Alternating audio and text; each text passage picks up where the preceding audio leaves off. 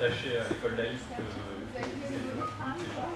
par exemple, le débat justement au conseil municipal sur cette question donc, du financement des écoles privées. Un certain nombre de conseillers sont sortis de la salle parce que pour protester contre le financement par une municipalité socialiste des écoles privées de la ville, les protecteurs Saint-Joseph et l'Espérance. Je suis également attaché au service public, donc j'ai animé, mais avec d'autres ici, par exemple avec Hervé et d'autres, on a pris position contre la fermeture du centre de sécurité sociale de Volnay-sous-Bois. Auparavant, on avait animé un combat contre la fermeture du service de cardiologie interventionnelle à l'hôpital Ballanger. Autrement dit, donc, ma candidature, comme celle de tous les 106 candidats du Parti ouvrier indépendant sur le pays, à l'échelle du pays, c'est donc combattre donc pour défendre les intérêts des travailleurs. Et, bon, je voulais faire une petite intervention liminaire avant que vous m'assailliez de questions. D'abord, j'étais très étonné que finalement ce soir, à l'exception de la question que vous avez posée à un moment donné, monsieur, je ne sais pas votre nom. Monsieur Farah. Monsieur Farah.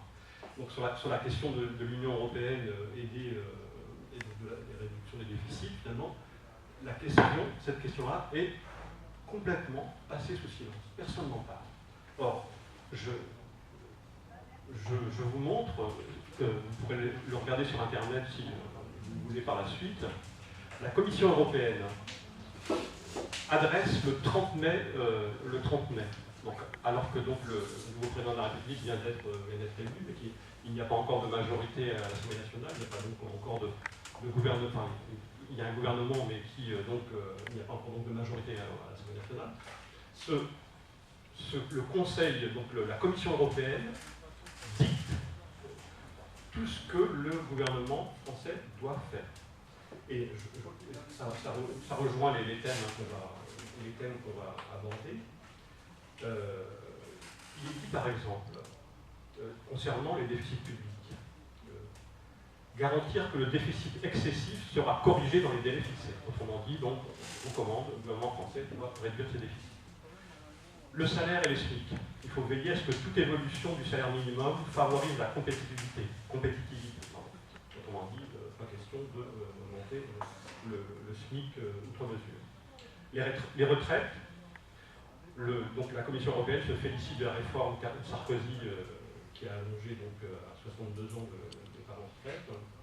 Et elle dit qu'il faut prendre des mesures supplémentaires si nécessaire. Donc, on sait ce que ça veut dire. Hein, c'est donc 67 ans en Allemagne, par exemple, et dans d'autres pays. Les licenciements, revoir certains aspects de la législation en matière de protection de l'emploi, notamment la procédure administrative applicable au licenciement individuel. Autrement dit, donc, il va y avoir des licenciements encore et il faut donc alléger, déréglementer pour que ça coûte le moins cher possible. La TVA sociale, Sarkozy a décidé d'augmenter 1,6% de la TVA, donc nous donnons le nom TVA sociale pour arriver à 21,2%.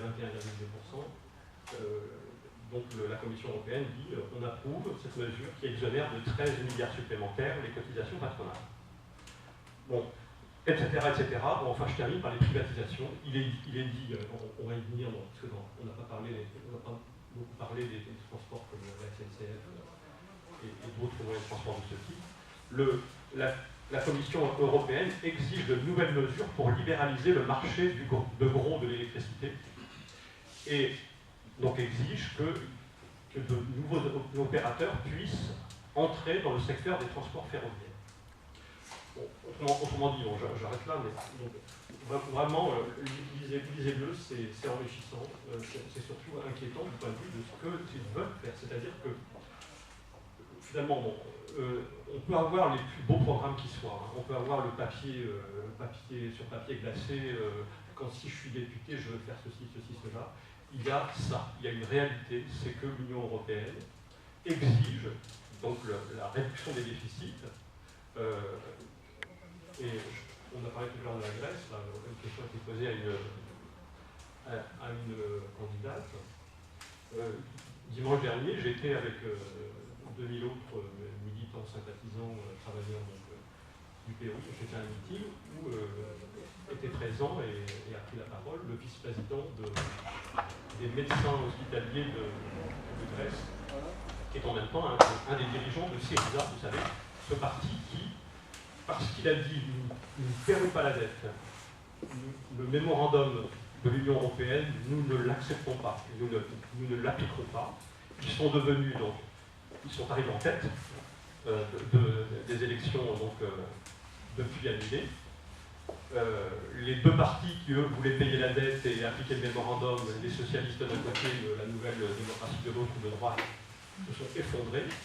Je crois que, c'est pour ça que je termine, c'est étonnant, on a l'impression que ces questions-là n'existent pas.